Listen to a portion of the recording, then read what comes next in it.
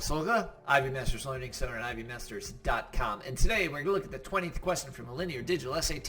Test 1, Module 2, number 20 reads, the Alvarez theory, developed in 1980 by physicist Luis Walter Alvarez and his geologist son, Walter Alvarez, maintained that the secondary effects of an asteroid impact cause many dinosaurs and other animals to die blank. Left unexplored the question of whether unrelated volcanic activity might have also contributed to mass extinctions. One thing you can do for this to simplify the sentence is you could see if there's a phrase that could be taken out that's between matching punctuation. If a phrase between dashes, you could always take it out. Between parentheses, you could always take it out. If it's between commas, you got to see whether or not it interrupts a sentence, and if it does, you could take it out. What am I talking about?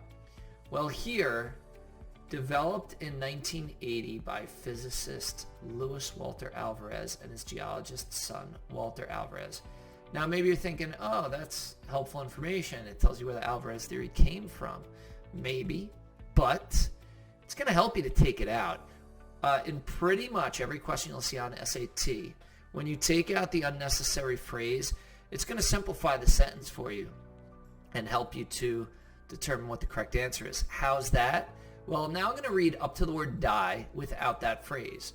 The Alvarez theory maintained that the secondary effects of an asteroid impact caused by many dinosaurs and other animals to die. And then you can ask yourself, is that an independent clause? In other words, could that be its own sentence? And the answer is, yes, it can. And then you can read after the blank.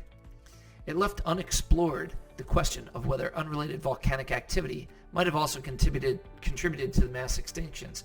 And you ask yourself again, could that be its own sentence?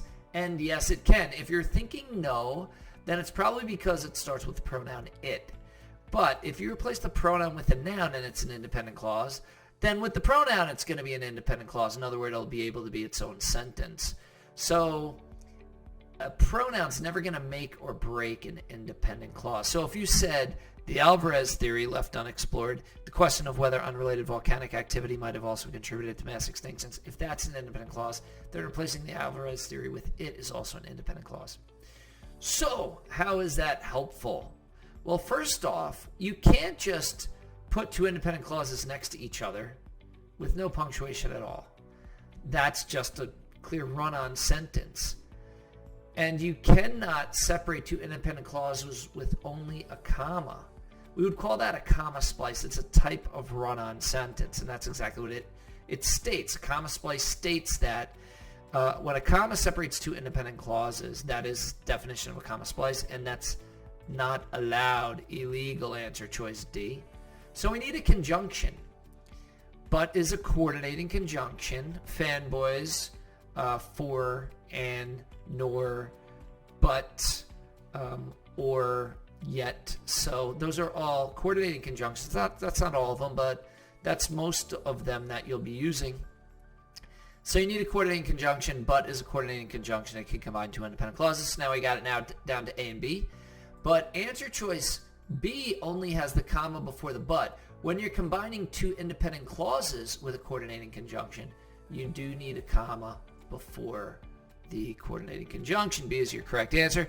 Thank you for joining us today. If you like this video, click like. You can share it with someone who has difficulty with these conventions of standard English, does not know about a comma splice, does not know you need a coordinating conjunction to combine two independent clauses, does not know what an independent clause is, does not know that you need a comma before the conjunction when you're combining two independent clauses. Is there any question you'd like to see answered from any official PSAT or SAT or ACT? Leave that in the comments. I'd be happy to shoot a video on it. Click subscribe so you don't miss anything, and check out our 1-minute video on TikTok. Have a great day.